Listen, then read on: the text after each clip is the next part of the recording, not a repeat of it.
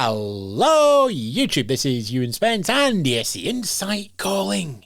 If Eurovision is the future of music, and calling your song Future Lover is tempting fate.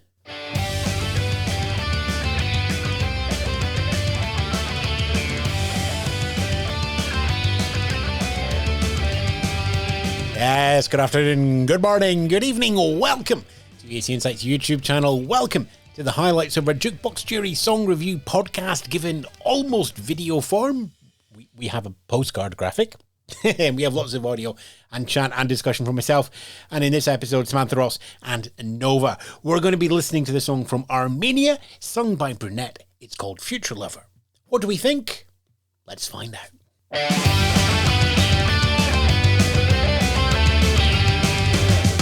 This is a song that has been slowly moving up in my rankings since I heard it. It was one of the later songs that we got. I'm hoping that it's not going to slide back down after we see a live performance. And that is where a big question mark is for me. The song itself, I really, really enjoy. I think this is the lyrics are very raw, very relatable. And I saw some chats online about how the first verse, I believe, is lifted from some Tumblr posts. And they're just verbatim copy and paste and set to music, which some people found issue with. I quite like that. I think that's quite creative. And again, it just adds to the relatability of this song. I'm excited for the potential of the visuals here, but I am a little bit nervous about the vocal. I'm not familiar with Brunette's live capabilities at all. I like this song. I like the rap. I like the R&B tinge it has. And I like the build-up of the production towards the end. But if this is not vocally perfect in Liverpool, it's going to fall apart. I mean, for me, it does have that build-up, Nova, but what it doesn't get is it doesn't go over the top. And I'm expecting this build to deliver. You're promising something in the first minute of the song. You get to the end of the 3 minutes. It's just like, where is my big moment? Where is the resolution to this tease that you're getting? And it's like, well, we build up, we get a little bit of cello coming in, and then we get Beyonce's Black Parade kicking in for the last minute. But it just, what I think is going to happen is I think that's going to be delivered by lighting. I think there's going to be something in the staging. There's going to be, that's the sort of thing where if you did the whole thing, stayed in the darkness, and you then just put on you just put the spots on, you put the floods on the audience, and you just get this moment coming through from the lighting rig. So maybe it's there. Maybe that point of delivery is visual rather than audio. The whole thing accelerates slowly, and I want a roller coaster. But if there's any country that has gotten very, very good at giving us songs with untraditional song structures, it's Armenia. This is the nation that gave us Aram MP3. This is the nation that gave us Love Wave. This is the nation that gave us Artsvik, Fly With Me, if you remember that one. They're not going to do verse, chorus, refrain, chorus. This is a country that likes to play with that structure quite a bit. I really appreciate that. It keeps me on my toes. It keeps me guessing. It keeps me wondering. However, I'm sure that there are viewers who are going to want that more traditional structure so they can hold on to it a little bit more easily. When it comes to the actual climax of it and the growth of it, I think that comes at the language switch at the end.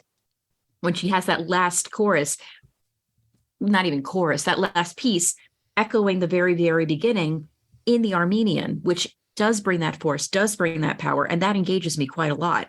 And the fact that it does pull back at the very end, and again, this comes back to the narrative of the story, where we're talking about a woman who's yearning for a future lover who, we have no idea what her love life will be like in the future.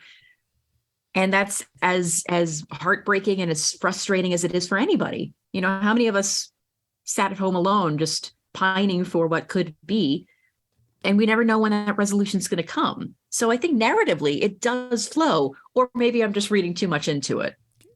You're on ESC Insight. You're allowed to read too much into it, Sam. Have you been gone that long? Oh, it's been a while.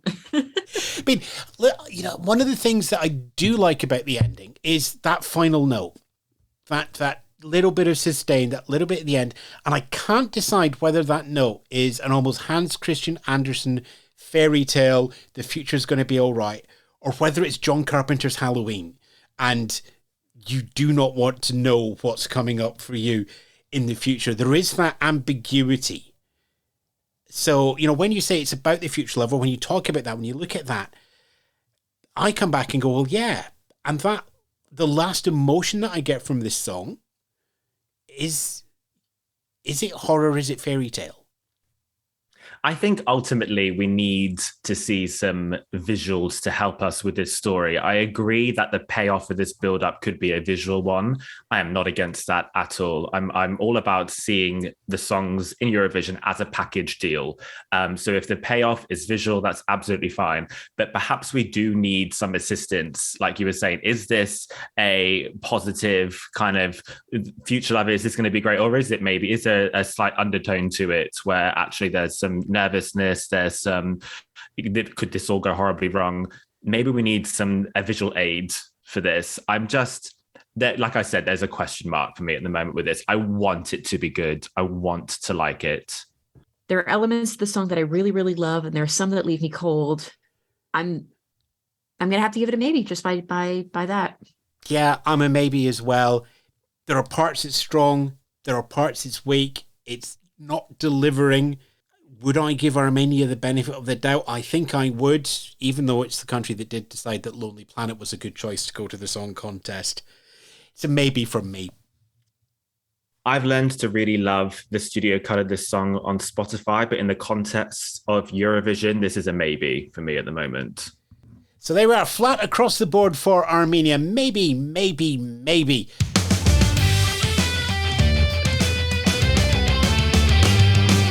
Brunette there singing Future Lover. Our opinions on the song that Armenia is sending to Liverpool and the Eurovision Song Contest 2023.